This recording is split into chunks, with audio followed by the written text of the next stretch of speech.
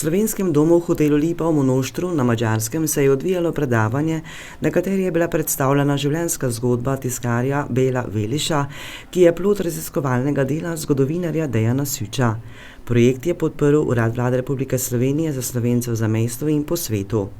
Kdo je bil Bela Veliš in zakaj se je začel ukvarjati s tiskarstvom, ter kakšna je bila njegova usoda, so vprašanja, na katera smo dobili odgovore skozi predavanja zgodovinarja Dejana Süča. Torej, to je ključno vprašanje, s katerim sem se v bistvu raziskovalno ukvarjal mesece. Je pa mislim, da posebno pomembno tudi povedati to, da izhodišče za to raziskavo je bila že raziskava in predstavitev ter razstava dr. Alberta Halasa pred nekaj meseci, kjer so se predstavila v bistvu dela iz tiskarne in založništva Bele Veliša.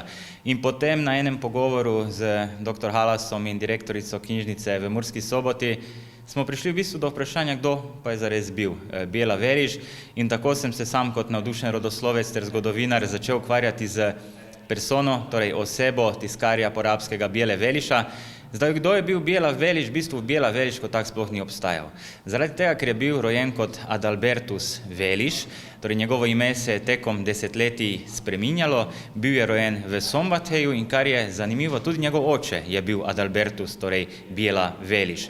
Vsekakor lahko rečemo, da je porabskemu tiskarju Beli Velišu bil tisk oziroma tiskarstvo v krvi.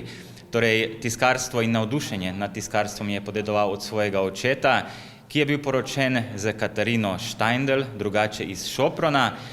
Odkod je prej prišla družina, zaenkrat ni mogoče vedeti, kar je pa nesporno dejstvo je, da je bilo znotraj širšega sorodstva družine Veliš kar nekaj pomembnih tiskarjev. Torej recimo brat Bele Veliša mlajšega, ki ga poznamo kot tiskarja, ki je natisnil tudi legendarni pajdašev kalendar, je bil Viktor Veliš, torej prvorojeni v družini Bele Veliša starejšega. No, ta omenjeni Viktor Veliš je imel tiskarno v Szombatheju, ki je v bistvu delovala kar nekaj let, v njegovi tiskarni je bilo izdano kar nekaj razglednic, ki so še danes ohranjene. Torej, nesporno je ta družina se aktivno ukvarjala s tiskarstvom. Je pa ključno vprašanje, odkot navdušenje nad tem tiskarstvom, in mogoče se odgovor skriva ravno v matičnih knjigah, s katerimi sem se veliko ukvarjal tekom teh nekaj mesecev. Kot ime, torej botra pri rojstvih otrok Bele Veliša starejšega, se vedno pojavlja ime Johanesa Dancingerja, ki je bil poročen z eno Katarino Veliš. Najverjetneje je šlo za sestro starejšega Bele Veliša, ki je prav tako bil tiskar. In tukaj se kaže en zelo pomemben sentiment, torej eno dejstvo, na območju celotne te regije, predvsem pa na področju tiskarske dejavnosti, da so se na nek način otroci v družinah širšega sorodstva vedno ukvarjali s tiskarstvom. In mislim, da ravno ta primer gospoda Bele Veliša potrjuje to dejstvo, torej oče, sin tiskarja, stric tiskar, brat tiskar. Torej, ko enkrat tiskarstvo postalo ključna dejavnost ukvarjanja, s katero se je družina ukvarjala, so to dejavnost peljali dalje. Kar je pomembno povedati, da se je leta 1893 Bela Veliš mlajši poročil z Ano Hauer, imel je dve hčeri, ena je bila Rožika, druga je bila Julijana oziroma Juliška. Imel je tudi kar nekaj bratov in sester, niso vsi preživeli do starejšega obdobja, torej do odraslega obdobja, so pa zelo zanimiva bila tudi njihova imena, kar kaže na nek način na sofisticiranost te družine v tistem času, torej govorimo o letih 1865 do 1880, to je recimo Paulus Emericus, recimo Pavel Imre Veliš, naprimer potem Maja Alojzija Veliš. To so imena, ki niso bila pogosta v tej danjem prostoru tega območja, na katerem se danes nahajamo, torej Prekmurja in širšega Porabja. In mislim, da je ravno to dejstvo en pokazatelj, kako po eni strani visoko kulturno življenje je ta družina živela, predvsem pa kako pomembno je bilo dejstvo, da so orali ledino na področju tiskarstva v enem kraju, kot je bil Monošter, tedaj seveda Szent Gotthard.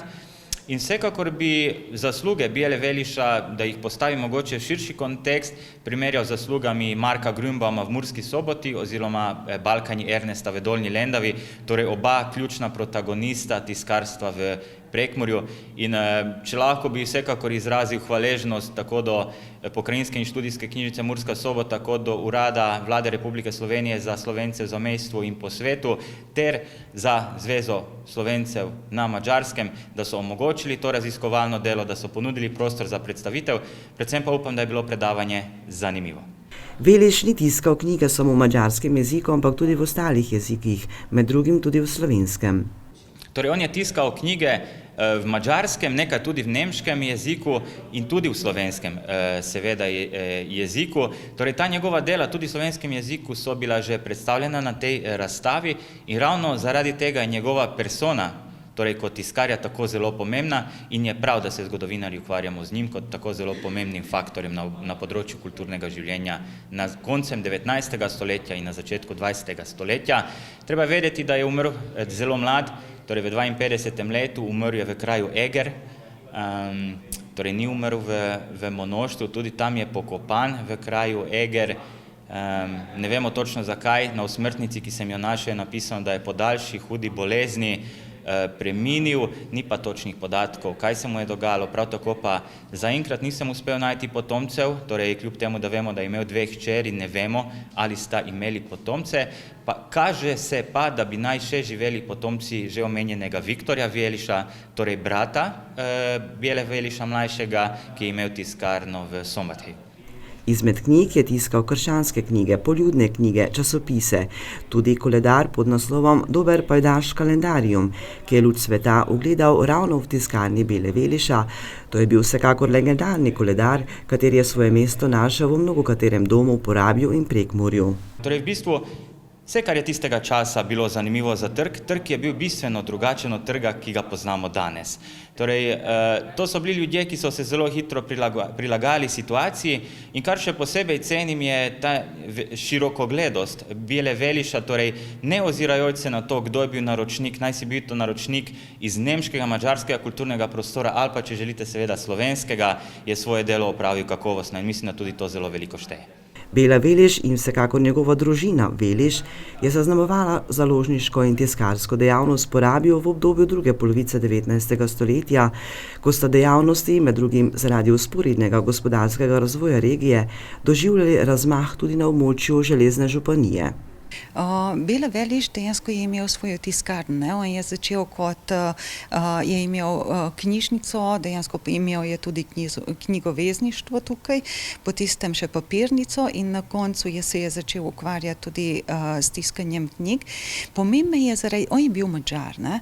Ampak poleg tega je pa bil dober trgovec in je dejansko ugotovil, da je njemu dobro, če bo tiskal tudi slovenske knjige. In moramo priznati, da kar nekaj slovenskih knjig, časopisov, Dober pajdaš, oziroma to so bili vse dejansko tiste revije, knjige, koledarji, kateri so išli v njegovi tiskalnici in pomembno je zaradi tega, ker če njega ne bi bilo takrat, mogoče danes ne bi imeli v arhivu te knjige in seveda kot podjetnik oziroma je bil pripravljen tudi za to, da sodeluje tukaj na raznih področjih in ker imaš tukaj eno tiskalnico, imaš tudi možnost, da širiš informacije, širiš o sami skupnosti in po mojem je prav iz tega vzornega kota bil pomemben za našo skupnost, da je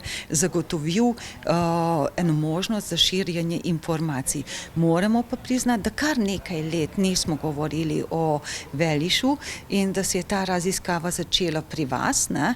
In seveda tudi Monošter ima svojo krožek, društvo lokalno-zgodovinskega značaja in danes prav je vidno, da tudi iz njihovih članov je kar nekaj ljudi tukaj, ker tudi oni vejo premalo informacij o samem Velišu, tako da jih zanima, ker razstavo, katero smo odprli meseca januarja, takrat tista razstava je bila namenjena prav knjigam in tistim tiskovinam, katere so išle v njegovi tiskalnici, ampak danes pa samo o sebi. Kdo je bil, kaj je delal, kako je ustvarjal.